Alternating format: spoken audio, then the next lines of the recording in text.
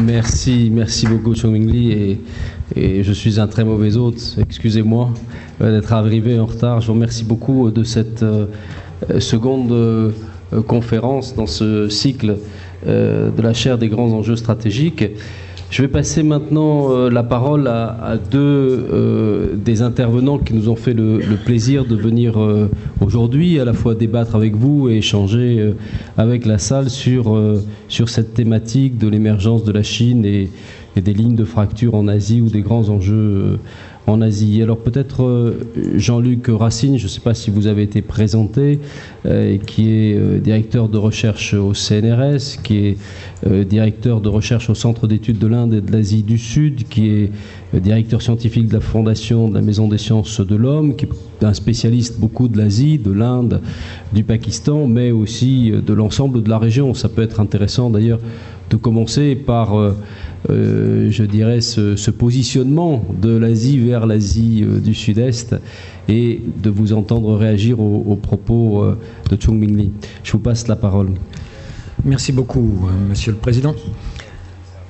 Je voudrais d'abord souscrire à un certain nombre de points qui ont été énumérés par le professeur Lee. À la fois sur ce qui caractérise la Chine, mais aussi sur la dualité qu'il a esquissée entre la Chine d'aujourd'hui et l'Inde, sinon d'aujourd'hui, mais du moins de demain. Et puis dans un deuxième temps, j'aimerais replacer le parcours de la Chine face à l'ordre mondial tel qu'il est aujourd'hui en train d'évoluer. Et ça me permettra de poser une ou deux questions à notre invité. Il est absolument clair que même si l'Inde est un pays émergent, elle ne joue pas dans la même catégorie que la Chine. L'Inde et la Chine étaient à peu près à égalité encore dans les années 60. Aujourd'hui, la puissance économique chinoise, c'est 4 fois la puissance économique indienne. Et pour vous donner un chiffre qui me paraît très significatif, les réserves de change de l'Inde, les réserves de change de la Chine, pardon, c'est l'équivalent du PNB indien. Mais pour autant, la question reste posée de ce qui va se passer dans les prochaines décennies. Donc, je souscris tout à fait à ce qui a été dit. La Chine va absolument... elle domine déjà l'Asie, mais de façon complexe, on y reviendra. Fondamentalement... il me semble que ce à quoi on assiste aujourd'hui, si on reprend les temps longs de l'histoire chère à Fernand Braudel, on est véritablement aujourd'hui à la fin d'une période qui a commencé en gros avec la Renaissance, qui s'est développée avec la Révolution française, la philosophie des Lumières, la révolution industrielle, le colonialisme, la domination de l'Europe puis celle des États-Unis. Cette phase dont les antécédents intellectuels remontent donc à la Renaissance et dont les antécédents technologiques sont à cheval sur la fin du XVIIIe siècle. Le XVIIIe siècle, c'est le siècle des grandes compagnies commerciales de l'Inde orientale, qui allaient à la fois en Inde et en Chine. Et si elles allaient en Inde et en Chine, c'est parce que l'Inde et la Chine étaient riches. Donc cette phase de déclin de l'Asie, elle est aujourd'hui évidemment en train de se clore pour l'Inde, et elle est terminée pour la Chine. C'est-à-dire, le débat aujourd'hui, c'est de savoir si la Chine est non plus un pays émergent, mais un pays émergé. Or, l'émergence est un processus, donc bien sûr l'émergence se poursuit, mais elle est véritablement en train d'émerger. Moi, ce qui me frappe, et ça sera une ou deux des questions que je poserai au professeur Lee, vous avez dit d'entrée de jeu que tous les problèmes du monde d'aujourd'hui et toutes les solutions à ces problèmes mènent vers la Chine.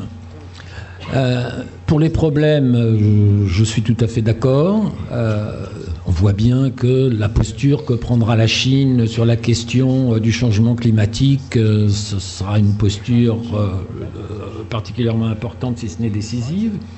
Mais pour les solutions, est-ce aussi sûr ? Vous avez dit aussi, à juste titre, la Chine s'est adaptée au monde, le monde doit s'adapter à la Chine. Ça signifie quoi ? Moi, ma lecture de ce qui se passe aujourd'hui, c'est que dans cette grande phase de multiséculaire qui se termine, on ne va probablement pas, alors ça dépend évidemment quel est notre horizon, quelques décennies, on ne va probablement pas passer de la suprématie américaine, d'ailleurs l'hyperpuissance américaine, chère à Hubert Védrine, mais Védrine est le premier à le dire aujourd'hui, l'hyperpuissance américaine, ça a duré 10 ans, et à peine 10 ans. Est-ce qu'on peut penser que l'hégémonie chinoise va être une hégémonie d'un type nouveau, d'une part dans un monde multipolaire, mais un monde multipolaire, il est en train de le devenir. Comment est-il géré ?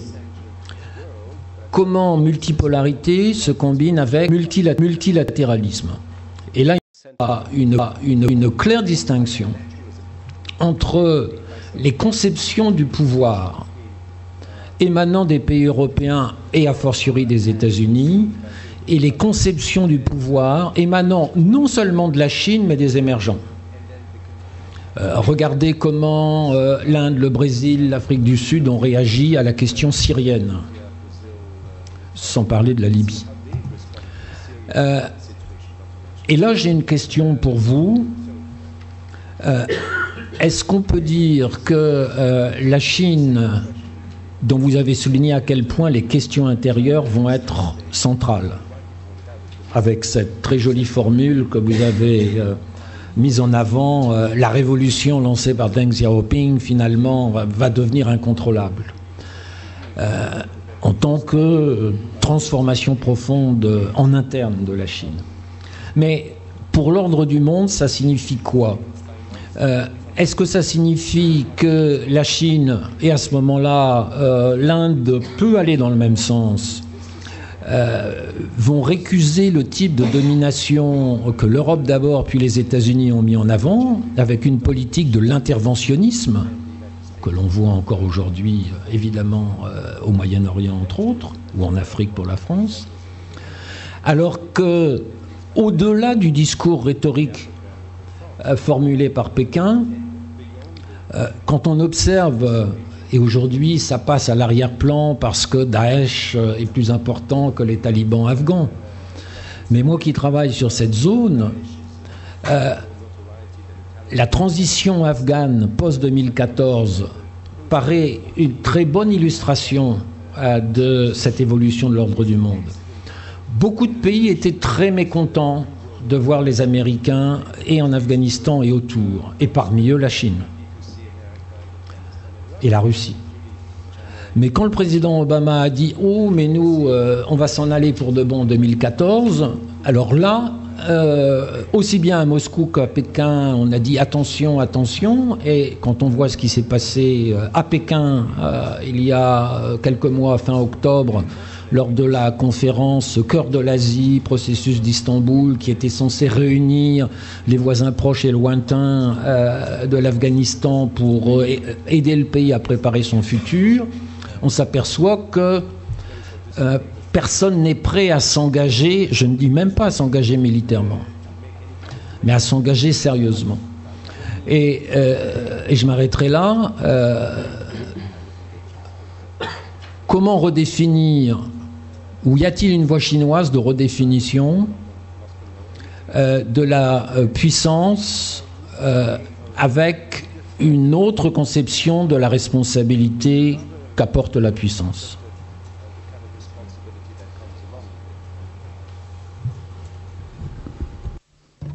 La traduction s'est faite, si vous voulez répondre. Je vous en prie.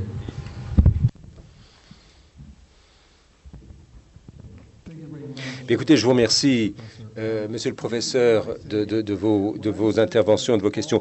Au départ, lorsque j'ai dit que les problèmes du monde se retrouvaient en Chine et que les solutions à ces problèmes se retrouveraient en Chine, bon, c'était une métaphore bien sûr, mais ce que je disais, c'est que, à moins que les Chinois de se rendre compte que l'ampleur de leurs problèmes auront des répercussions mondiales, à moins que les Chinois aient conscience de cela, ils ne seront pas en mesure de se gouverner eux-mêmes. Autrement dit, ce n'est pas simplement un problème chinois, c'est un problème pour le monde entier.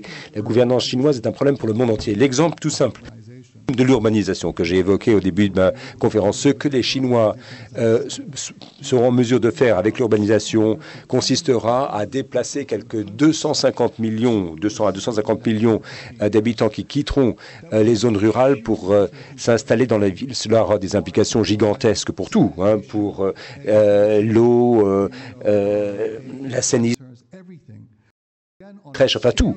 Une échelle sans précédent dans l'histoire de l'humanité, eh bien, ceci se déroule sous nos propres yeux, ce genre d'énormes entreprises sociales. Et c'est cela qu'il faut dire aux Chinois, que les solutions que vous préconisez doivent pouvoir s'adapter à d'autres pays. C'est-à-dire que les solutions chinoises ne seront pas que chinoises, elles devront pouvoir exister ailleurs. Maintenant, que le monde doit s'adapter à la Chine, vous avez tout à fait raison. L'Asie n'est pas un bloc monolithique et en dehors de l'Asie, bon, l'Europe, elle aussi a ses différences. Les pays d'Europe sont très différents. Mais enfin, la Chine a d'immenses opportunités en Asie, mais elle fait face à de nombreux problèmes, de nombreux défis. Le plus gros d'entre eux, c'est que chaque pays d'Asie, enfin, je cherche des mots diplomatiques pour le dire, disons, chaque pays d'Asie aime la Chine à sa façon, sans pour autant avoir des relations intrinsèquement amicales avec la Chine.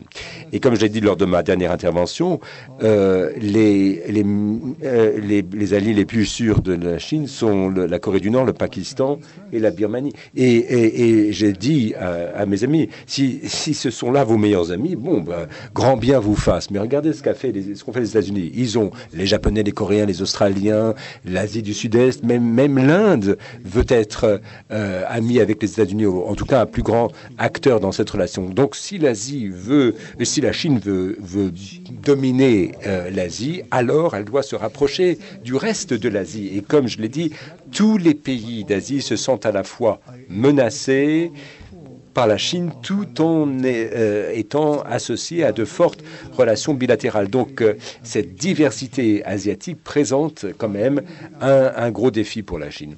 Je vous rejoins par ailleurs à 100%. Le gros problème de la Chine, c'est qu'elle est puissante, elle a le pouvoir, mais pas, ou en tout cas, elle n'exerce pas la responsabilité qui accompagne ce pouvoir. Alors, on peut critiquer les États-Unis tant que vous le voulez, et l'Amérique est loin d'être parfaite, elle a d'énormes problèmes. Je ne dis pas le contraire. Par contre, en tout cas, l'un des grands arguments de la politique étrangère américaine, c'est que pour les raisons qui sont les siennes, l'Amérique a pris sur elle de maintenir l'ordre dans le monde. Hein. C'est un peu le gendarme du monde. Alors, elle a de grosses responsabilités, mais il y a un facteur de responsabilité qu'elle endosse. Alors, on parle de la Syrie. Il y a quelques 400 000 Syriens qui ont trouvé la mort depuis le début de la guerre civile. Il y a combien de gouvernements asiatiques qui ont essayé de faire quelque chose par rapport à la Syrie? Aucun. Combien de gouvernements asiatiques participent à la guerre contre la terreur, contre le terrorisme? Pas grand-chose non plus. Je ne veux pas critiquer l'Asie, mais enfin, si la Chine veut devenir une actrice, un acteur mondial, alors elle doit accepter la responsabilité des problèmes mondiaux, qu'il s'agisse de réfugiés, de changement climatique, de sous-développement, enfin la liste est interminable hélas, mais à moins que la Chine ne comprenne qu'il y a d'immenses responsabilités associées à l'exercice du pouvoir, alors elle ne pourra pas avoir le beurre et l'argent du beurre, pour ainsi dire.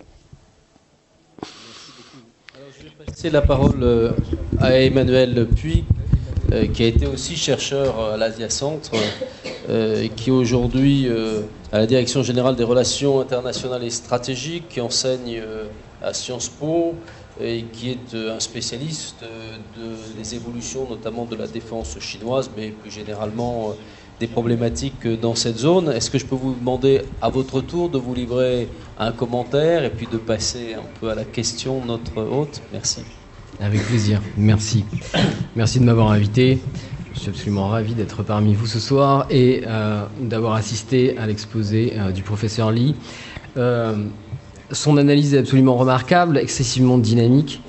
Et c'est assez intéressant de voir justement ce type d'analyse qui refuse un petit peu les explications un peu trop mécaniques et un petit peu trop magnétiques. Et aujourd'hui, comme l'a fait le professeur Lee, la singularité de la trajectoire historique de la Chine. Et notamment le fait, comme il l'a très bien dit, souligner que Deng Xiaoping a créé un monstre, que Xi Jinping en est aujourd'hui l'héritier dépositaire, et qu'effectivement, ça ne doit pas être facile tous les jours. Le management de cette Chine qui, comme l'a souligné le professeur Racine, évolue, est dans un processus de transition, mais à quel degré et une transition vers où? Tout ceci oblige, contrairement à ce qu'on dit souvent, les dirigeants chinois à avoir certes plusieurs programmes politiques, mais aussi parallèlement une navigation à vue entre les événements internationaux qui pèsent sur la Chine, une navigation à vue qui est fondamentalement réactive et qui se doit d'être excessivement réactive face aux évolutions intérieures en Chine. Le professeur Lee a souligné les très fortes dissensions, les mouvements sociaux qui s'accomplissent à l'heure actuelle en Chine, mais ces transitions et ces changements ne s'effectuent pas tous dans la douceur. Les mobilisations sociales en Chine s'accroissent, ont augmenté quasiment de 300% sur la dernière décennie. Et quand on a des mouvements sociaux en Chine, voire des manifestations de rue, ce ne sont pas quelques dizaines de personnes que l'on a dans les rues, mais plusieurs milliers, voire parfois plusieurs dizaines de milliers. Et c'est quelque chose qui pèse énormément sur le pouvoir central et qui pèse énormément sur la vision que les dirigeants chinois ont du monde et de leur environnement stratégique. On a parlé tout à l'heure de la manière dont ils craignaient Internet, dont ils craignaient la dissémination de l'information, des valeurs. Et effectivement, on assiste à l'heure actuelle à une reprise en main très très sévère, à la fois du milieu universitaire, mais aussi du milieu politique. Vous n'êtes pas sans savoir que, sous prétexte de lutte contre la corruption, il se déroule à l'heure actuelle une petite purge politique en Chine. Et que l'issue de cette purge risque de véritablement modeler la trajectoire internationale de la Chine pour la décennie qui vient, en fonction des factions et de l'équilibre factionnel qui sera établi et qui se stabilisera au sommet du pouvoir. Donc c'est vraiment excessivement intéressant la manière dont le professeur Lee analyse ces dynamiques, et notamment, puisque je suis actuellement au ministère de la Défense, dans le cas de la modernisation de l'APL. Et effectivement, la Chine investit énormément dans son outil de défense, mais c'est aussi parce qu'elle a beaucoup à investir et qu'elle a beaucoup à rattraper. Et à l'heure actuelle, il est frappant de constater que si la Chine a relativement bien comblé son retard dans de très nombreux secteurs technologiques, elle a un gros problème de formation de ses opérateurs, de ses techniciens. Et je souligne juste ce point parce que ça me semble symptomatique d'un des paradoxes politiques fondamentaux à l'heure actuelle en Chine. La modernisation de l'armée populaire de libération se heurte à l'heure actuelle à un paradoxe fondamental qui est celui de la mise en œuvre d'une nouvelle génération de soldats qui doivent être à la fois des techniciens, mais des techniciens fidèles au parti. Autrement dit, des techniciens, des experts idéologisés. Or, comme on l'a vu avec l'Armée rouge, c'est très difficile, voire impossible à réaliser. Et à l'heure actuelle, toute la reprise en main politique au sein de l'APL, qui possède encore des commissaires politiques, justement consiste à essayer de concilier ces deux dynamiques qui ne vont pas forcément de pair. L'une étant de créer des techniciens actions, de prendre des actions, de prendre des mesures sous le coup et sous la pression d'une action, et des gens très idéologisés, enfermés dans une forme de hiérarchie tubulaire, avec un respect strict de l'autorité et de la doctrine du parti. Et c'est très très difficile à gérer.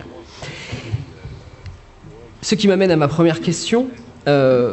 La reprise en main de l'APL, la reprise en main idéologique de l'APL est destinée à fiabiliser l'outil d'un point de vue politique, mais on sait à l'heure actuelle que les dirigeants chinois sont encore très réticents à utiliser cet outil, qu'ils finiront par le faire, puisque le but d'un outil, finalement, c'est de s'en servir, mais qu'ils sont encore assez... on va dire qu'il possède une certaine aversion au risque. Donc je voulais savoir, selon le professeur Li, si selon lui, il peut nous dire à quel horizon et selon quelle modalité il verrait s'opérer un certain dépassement de cette aversion au risque et le recours légitime à l'outil militaire par la Chine. Mon deuxième point consiste à revenir un petit peu sur les dynamiques intérieures. Vous avez souligné l'ampleur des mouvements sociaux et des mouvements de population à l'intérieur de la Chine, l'exode rural. Mais il me semble qu'il y a un deuxième facteur connexe qui est aussi important, sinon plus, qui est le vieillissement de la population et les conséquences socio-économiques que ce vieillissement va faire peser sur la société chinoise en termes d'actifs, en termes de modèle économique, en termes de maintien de la croissance et de changement profond des relations sociales, à la fois dans un cadre, on va dire, dans le cadre des tissus familiaux, mais aussi et surtout dans le cadre plus global et général du modèle de développement économique chinois actuel. Et enfin, ma dernière question, je ne peux pas résister, puisque je vous ai sous la main. Je voudrais avoir votre point de vue. Vous avez mentionné tout à l'heure que la Chine avait très peu d'amis, encore moins d'alliés, et qu'un de ses alliés était la Corée du Nord. Or, il semble que le jeune et impétueux Kim Jong-un semble aujourd'hui vouloir un petit peu prendre ses distances avec ses grands oncles chinois. Et donc, vu de Séoul, je voudrais avoir votre point de vue sur cette relation difficile, triangulaire et obligée. Merci.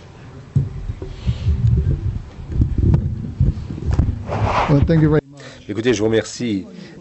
Pour répondre à votre première question, cette question est au cœur de tous les problèmes parce que quel soldat, quel technicien voulez-vous créer? Comme la Chine l'a déjà dit, la nouvelle donne de la guerre sera l'informatisation. Alors vous avez la guerre cybernétique, enfin, la guerre de l'information, la guerre asymétrique et la guerre de l'espace. Enfin, ce sont tous les fronts sur lesquels de nouveaux conflits pourront être combattus et qui nécessiteront de différents types de soldats. Mais à moins que ces soldats soient capables d'une certaine autonomie d'esprit, eh bien, il y a une limite à ce que la Chine pourra faire sur le plan militaire. Ça, c'est le premier constat. Là où il y a vraiment un souci, c'est dans les mers de la Chine du Sud, où la Chine veut avoir une puissance navale. Il y a la première et la deuxième chaîne d'îles dans la mer de Chine du Sud. Mais la Chine ne veut pas des Américains qui ont des bases dans le coin. Alors c'est la raison pour laquelle une base sous-marine a été établie là. C'est là qu'il y a une présence sur toute la mer de Chine et elle ne veut aucune autre puissance. Donc autrement dit, la Chine veut maîtriser cette région du monde, peut-être pas seule, mais en tout cas veut la maîtriser vis-à-vis des Américains. Ensuite, la troisième question, la Chine vieillira avant de s'enrichir. Hein.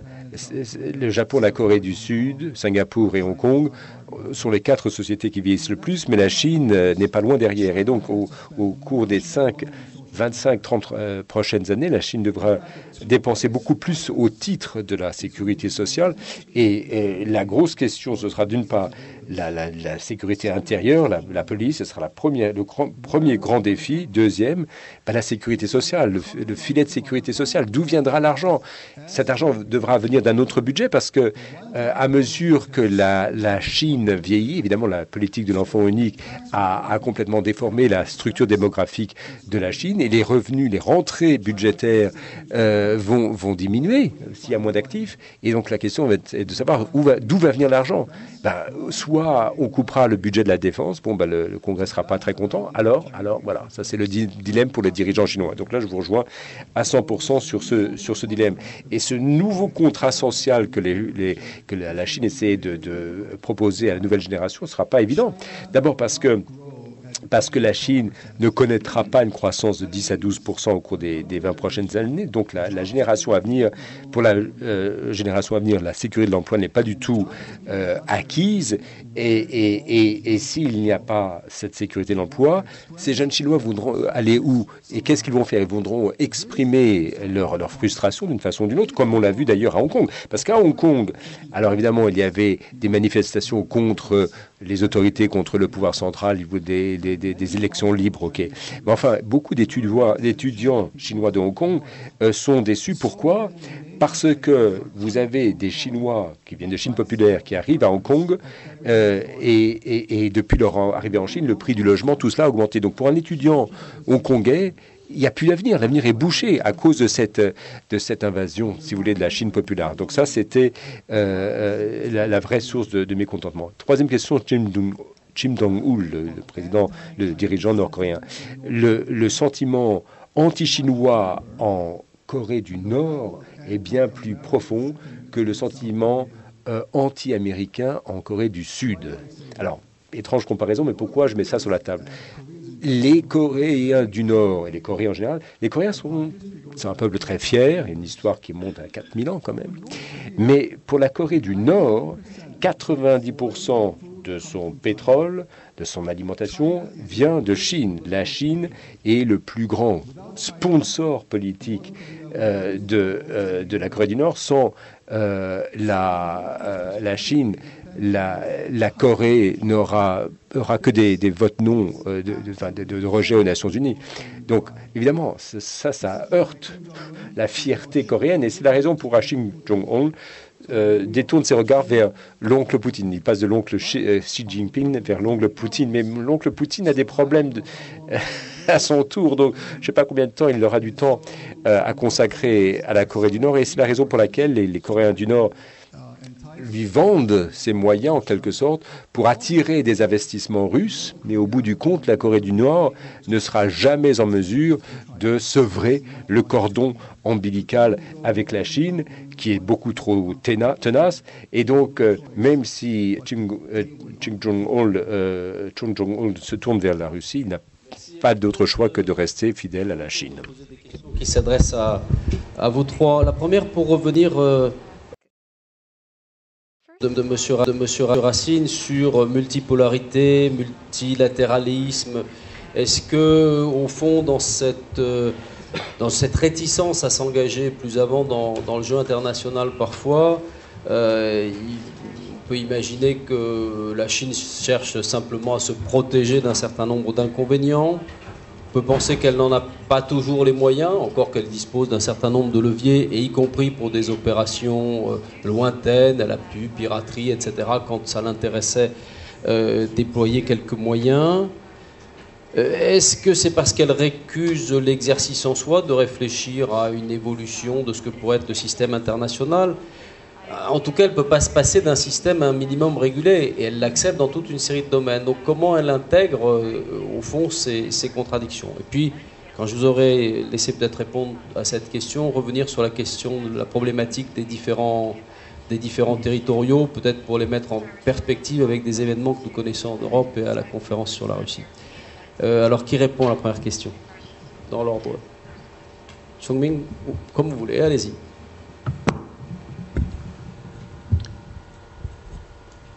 Il aurait été bon que ce soit le professeur Lee qui réponde d'abord, mais ça lui permettra. C'est vous qui posiez la question. Oui, mais enfin, je ne suis pas supposé répondre à mes propres questions, semble-t-il. Souvent, c'est qu'on a une arrière-pensée quand on pose. Oui, vous avez raison, bien sûr qu'il y a une arrière-pensée. Je reviens très brièvement sur la question afghane. Au moment de cette conférence de Pékin sur les voisins proches et lointains de l'Afghanistan, que va-t-on faire avec l'Afghanistan? Il y a eu dans le Global Times,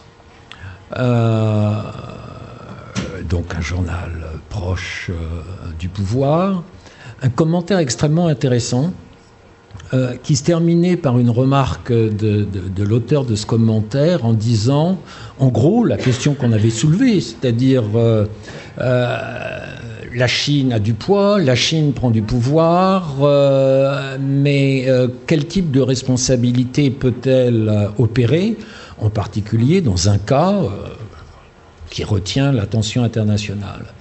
Et la conclusion de cet auteur chinois, c'était de dire oui, mais ça, on ne sait pas le faire.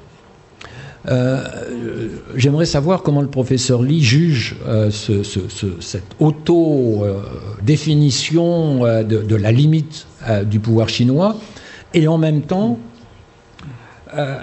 quand vous mettez en avant la nécessité, évidemment, d'une régulation du système international, moi, ce qui me frappe, et c'est une question que je formule pour le professeur Lee aussi, c'est que tous les émergents, à commencer par la Chine, mais pas uniquement la Chine, et à des degrés divers, tous d'une certaine façon entendent redéfinir les normes sur lesquelles l'ordre international a été construit par les Européens et les Américains. Et cette volonté de reconstruire le monde sur certaines normes, c'est ce que les Chinois vont appeler les droits de l'homme à la chinoise, les échanges commerciaux à la chinoise. Donc on met toujours en avant les particularités chinoises. Et ça me paraît aller de soi avec, et je m'arrêterai là, avec un troisième point qui est commun à l'Inde et à la Chine, et je m'arrête à ces deux pays, c'est un très fort nationalisme qui correspond précisément, dans l'un et l'autre cas, à cette page qui se tourne après 5 siècles, comme je le disais au début de mon intervention. Évidemment, l'Inde, c'est, à l'échelle mondiale, c'est par excellence le pays qui a été colonisé. Quand Marx écrivait dans les journaux américains dans les années 1850, le cœur de son argumentaire est l'Inde. La Chine, elle met en avant ce que certains analystes chinois ont appelé, je ne suis pas spécialiste de la Chine, donc je parle sous le contrôle de mes voisins, le siècle de la honte, c'est-à-dire le siècle de la domination, qui n'a pas été une colonisation du même ordre. Et je ne dirais pas qu'il s'agit d'une politique de revanche sur les anciennes puissances dominantes, mais il y a une combinaison, me semble-t-il, mais peut-être n'est-ce qu'une étape de l'histoire dans cette grande transition en cours, entre nous n'allons pas reproduire l'interventionnisme des puissances dominantes de jadis, qui restent puissantes aujourd'hui, en tout cas pour les États-Unis. Nous travaillons sur d'autres valeurs, alors il faut faire la part de la rhétorique dans tout cela, mais en même temps il y a, et on le voit quand on étudie de près des relations bilatérales entre la Chine et ses voisins asiatiques, y compris avec l'Inde où c'est « je t'aime, moi non plus », mais c'est compétition, coopération, mais pas confrontation, en gros. Ce sont les intérêts nationaux qui prévalent. Et la question, c'est comment accommoder les intérêts nationaux avec le besoin de régulation internationale que M. Gauthier mettait en avant tout à l'heure. Emmanuel Puig.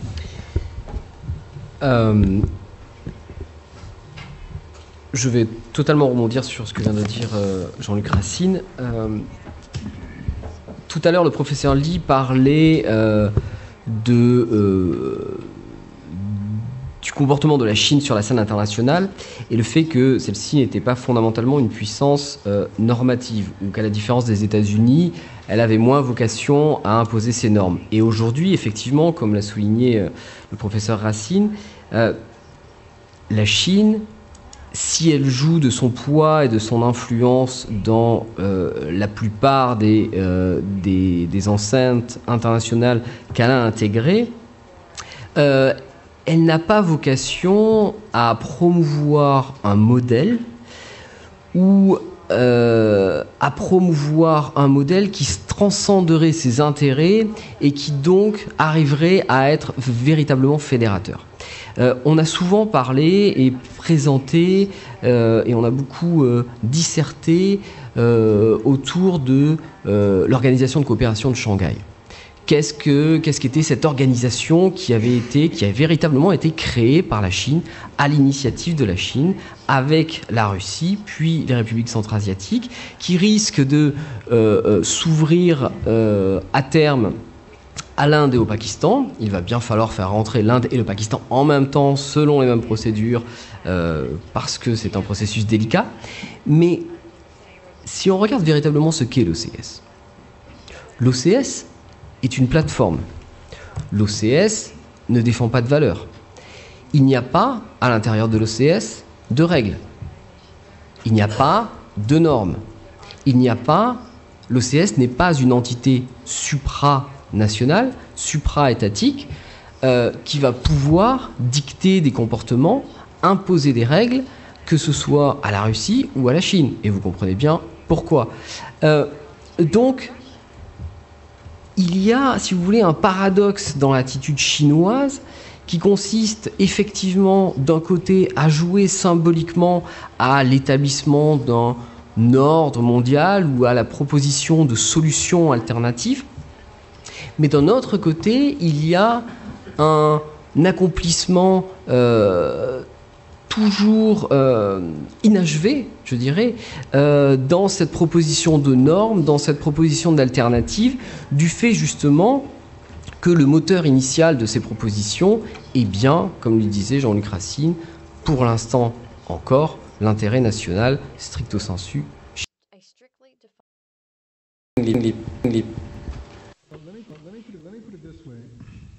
Je vais le dire de la façon suivante.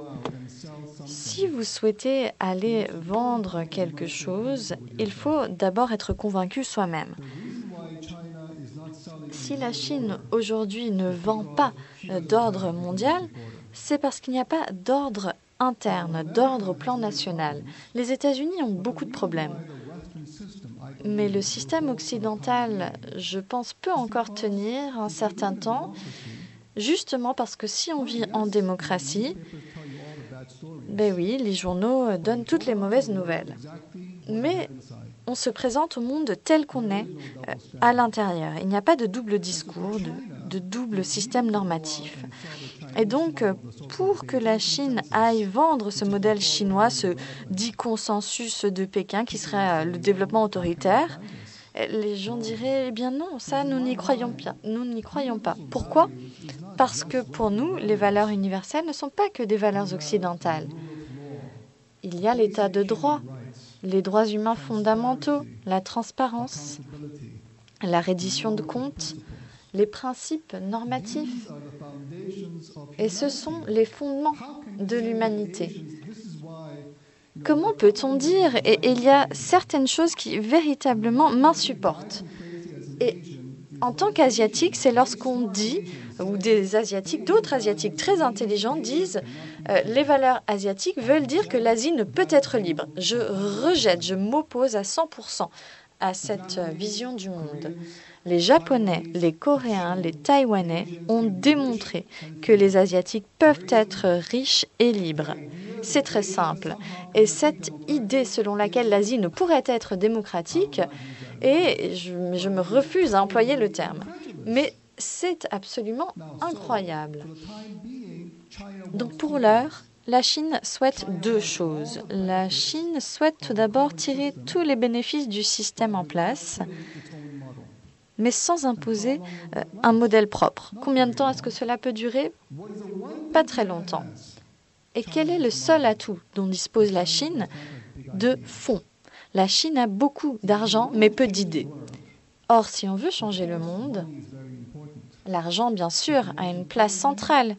Mais ce qui est essentiel, c'est d'avoir des idées fraîches, audacieuses, qui permettent de mettre au défi et de révolutionner le monde. Et la Chine n'a pas cela pour l'heure actuelle. Donc, pour l'instant, il y aura un mélange. Je ne pense pas qu'il y aura un monde totalement multipolaire. Les États-Unis ont encore une voix prépondérante et vont la garder. Mais le problème des États-Unis, c'est que les ressources s'épuisent, les ressources monétaires. Ils avaient de très bonnes idées, des idées mauvaises aussi, mais leurs ressources financières s'épuisent. Donc la question centrale, c'est une coopération parallèle plus intense entre l'Amérique du Nord, l'Union européenne et, je pense, les démocraties asiatiques. C'est là que peut émerger un ordre mondial fondamentalement différent, mais dans lequel on pourra au moins coopérer. Et c'est pour cela que je pense très sincèrement que l'Europe doit collaborer plus étroitement avec des partenaires clés en Asie. Vos réponses à un souvenir. Au moment de la préparation du livre blanc en France, on avait réuni à un certain moment des intervenants d'autres pays, de tous les niveaux, et l'intervenant chinois avait commencé son propos. C'est une interrogation assez générale sur les évolutions du contexte international. Et alors il avait commencé par rappeler les valeurs du pacifisme, des droits de l'homme, c'est vrai à la chinoise, c'est-à-dire tempéré par l'expression de la société ou des droits collectifs. Il avait aussi parlé de multipolarité, ça avait duré 5 minutes et demie. Et puis pendant 20 minutes, il nous avait parlé de la problématique des Senkaku, ou encore plutôt de son point de vue des îles de Diaoyu. Et donc, c'est vrai qu'il y avait tout d'un coup dans ce raccourci de point de vue quelque chose qui nous ramène à ma seconde question. Est-ce que ces différents sont là pour être des affirmations symboliques d'une restauration de puissance, mais au fond, les Chinois gérant cela avec suffisamment de tact pour que les choses ne s'emballent pas? Est-ce que c'est une vraie volonté de réappropriation d'un espace et aussi d'un signal de domination, et les moyens, notamment les développements de la flotte chinoise, montrent quand même qu'il y a désormais une ambition maritime de la Chine. Est-ce que, comme certains le disent, c'est une façon d'exporter une partie de la tension interne à la Chine vers des conflits comme on l'a vu souvent dans l'histoire? Et c'est vrai que du coup, quand on met bout à bout ces arguments avec ce qu'on vient de voir en Europe, la tentative justement de réaffirmation de sa puissance de la Russie dans une espèce d'aventure de reconquête territoriale, est-ce qu'on n'en revient pas si, notamment, ce défaut de point de vue sur la situation internationale, sur le multilatéralisme persiste, bien de se retrouver à la merci, quelquefois, d'un nationalisme chinois un peu éruptif, de risque d'escalade, de risque de conflit. Alors, qui commence? Monsieur Puig. Avant de répondre à ces questions délicates, je dois souligner, et le dire, parce que ça va mieux en le disant, que mon point de vue ne représente en aucun cas le point de vue officiel du ministère. Ceci étant dit. Ici, on est dans un cercle parfaitement académique où voilà, l'expression et la pensée est libre, à commencer par la mienne. Pas d'analogie. Pour ce qui est des différents territoriaux, tout d'abord, il convient vraiment de distinguer le différend des Senkaku Diaoyutai de celui des Paracels Spratly dans la mer de Chine du Sud. Ce qui est très intéressant, c'est de voir que pour ces deux conflits, ces deux disputes, la Chine n'agit pas du tout de la même manière, avec des acteurs qui sont très différents, selon des modalités qui sont graduées, différenciées. Et on voit aujourd'hui qu'il y a un dossier, celui des Senkaku Diaoyutai, qui est du moins très très politique très très symbolique.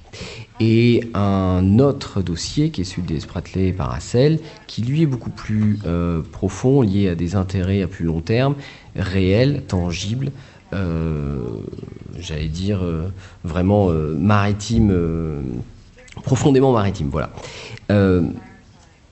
Pour illustrer ce que je viens de dire, alors que l'on voit que la Chine redéploie à l'heure actuelle ses forces politiques, diplomatiques, mais aussi les forces de ses entrepreneurs privés, et use de tout un ensemble de réseaux d'influence pour faire avancer ses intérêts et ses revendications auprès des pays de l'ASEAN et des pays avec lesquels elle est en dispute en mer de Chine du Sud. On assiste aujourd'hui à une baisse d'intensité très notable sur la question des Diaoyu Senkaku. Le taux de pénétration dans les eaux territoriales japonaises des navires chinois a très largement décru depuis maintenant 6 mois. On est très loin des pics d'activité et de l'intensité des provocations que l'on avait connues il y a 1 an. Et la question est donc de savoir pourquoi à l'heure actuelle, qu'est-ce qui aurait changé. Si vous ne regardez pas et si vous n'êtes pas un observateur attentif de la dynamique interne du pouvoir chinois, vous ne pouvez pas comprendre pourquoi aujourd'hui, justement, il y a cette baisse d'intensité. Et il semble, a posteriori, que la querelle des Senkaku Diaoyu, qui effectivement a été parfois très élevée, et on a frôlé quelques incidents, ait été en fait intrinsèquement lié à la transition du pouvoir en Chine et à la nécessité de Xi Jinping et absolument intransigeant sur les questions de souveraineté chinoise afin de stabiliser, de construire déjà, d'édifier son assise politique intérieure et d'avoir une latitude politique qui lui permette déjà de lancer cette lutte contre la corruption et cette purge. Et on voit aujourd'hui, maintenant que son pouvoir se stabilise, que les factions concurrentes sont un petit peu écartées et qu'il a une marge de manœuvre beaucoup plus grande sur la scène intérieure, que la raison économique et financière reprend un petit peu le pas, que les relations bilatérales de haut niveau ont commencé à être réenclenchées depuis le sommet de l'APEC, et que les provocations décroissent substantiellement. Pour ce qui est de la mer de Chine du Sud, ce n'est absolument pas le cas. L'enjeu symbolique est beaucoup moindre, absolument pas lié aux querelles internes en Chine, et là on a affaire à des dynamiques beaucoup plus de long terme, qui sont beaucoup plus dures, et qui mettent en jeu, comme je disais, un plus grand nombre d'acteurs qui agissent véritablement là pour un but qui a été fixé au plus haut sommet du pouvoir, qui est vraiment d'étendre la zone de souveraineté chinoise dans cette zone et de faire au maximum prévaloir les intérêts chinois sur cette zone. Alors, juste une petite intervention pour mes étudiants, simplement terminologique cette fois. Senkaku, c'est l'expression japonaise, Daoyutai, c'est l'expression chinoise, et Daoyu, c'est dans la terminologie internationale souvent le terme que l'on voit le plus utilisé. Jean-Luc Racine, sur cette idée donc de la gestion des différents territoriaux, on a surtout parlé des différents territoriaux maritimes, mais il y a eu dans le passé différents territoriaux continentaux. Vous, votre point de vue, votre analyse? Une très brève remarque sur le maritime. Il y a vraiment peu de choses, évidemment, à ajouter à ce qu'a dit Emmanuel Puig. Simplement, on voit bien que les compétitions entre Chine-Vietnam, Chine-Philippines, sur la mer de Chine du Sud, ont été jusqu'à envisager de porter l'affaire devant les tribunaux internationaux de La Haye en particulier. Et la Chine dit « mais moi je ne reconnais pas ça ».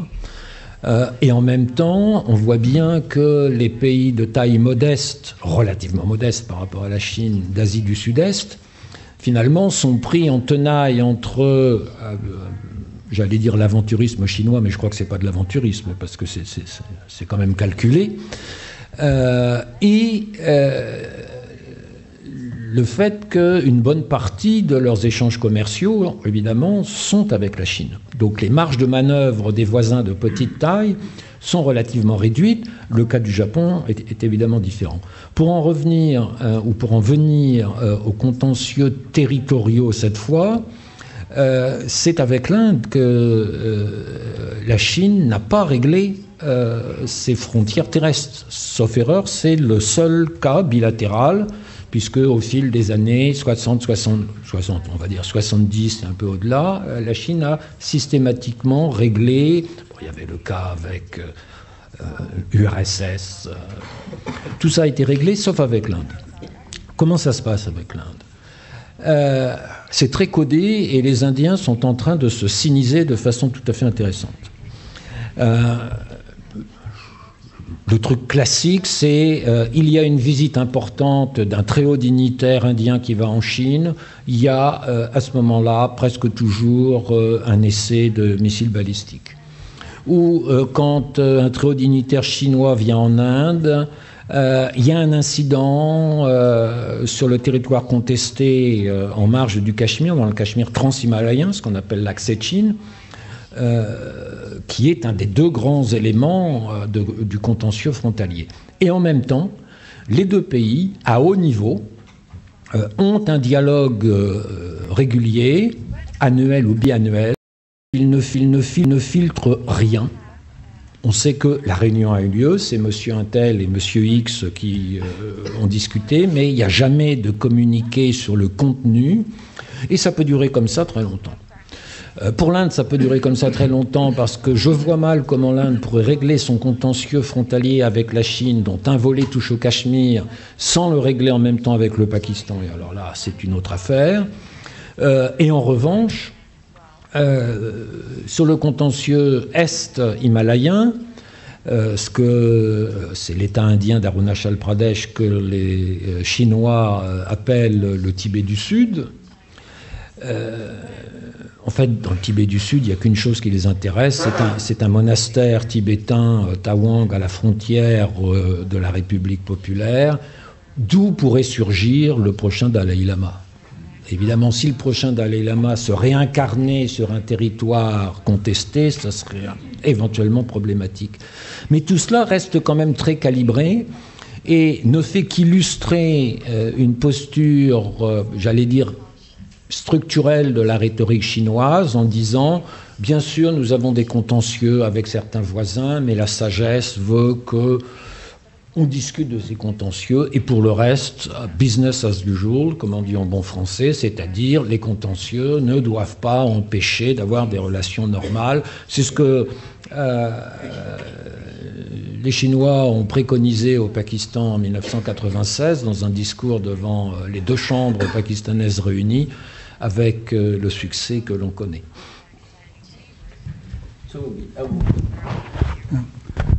I'd like to also... J'aimerais aussi avoir quelques questions du public avant de clore cette conférence, mais sur la question de la souveraineté des disputes territoriales, très rapidement. Pour les Chinois, tout ce qu'ils possèdent ou souhaitent posséder relève d'une question de souveraineté. Tout ce qu'ils ne peuvent posséder est en dispute, est indifférent. C'est très simple à leurs yeux, alors que dans l'état d'esprit occidental, ce sont des questions juridiques. Dans la perspective chinoise, ce ne sont pas des questions juridiques. Pour eux, les mers de Chine méridionale sont chinoises. Pour eux, ce n'est pas une question sujette à discussion, c'est un fait historique. Si vous ne l'acceptez pas, tant pis pour vous. Parce que voilà ce que dit fondamentalement la Chine.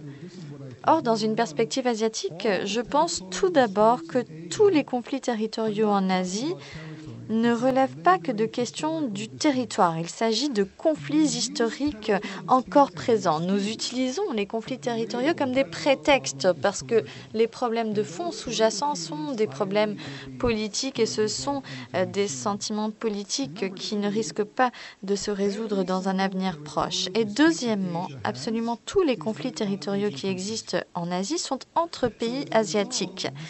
Par conséquent, c'est ce que je cherche à dire, si l'Asie souhaite véritablement émerger pacifiquement, il faut résoudre les tensions au sein de la région. Comment gouverner le monde si on ne peut gouverner entre voisins avec ses voisins? Et troisièmement, et c'est là le cœur du problème, c'est la liberté de la navigation pour la Corée, pour le Japon, pour le Taïwan, pour tous les pays du sud-est asiatique et même pour la Chine. S'il n'y a pas de liberté de navigation, c'est la fin de l'approvisionnement énergétique. Donc, pour nous, le seul pays en mesure de préserver une liberté de navigation dans l'océan Indien, dans la baie de Bengale, dans les mers de Chine méridionale, dans les mers de Chine de l'Est, ce sont les États-Unis. C'est pourquoi ces pays considèrent que seuls les États-Unis peuvent faire gouverner la liberté sur la mer et que la Chine n'est pas en mesure de garantir.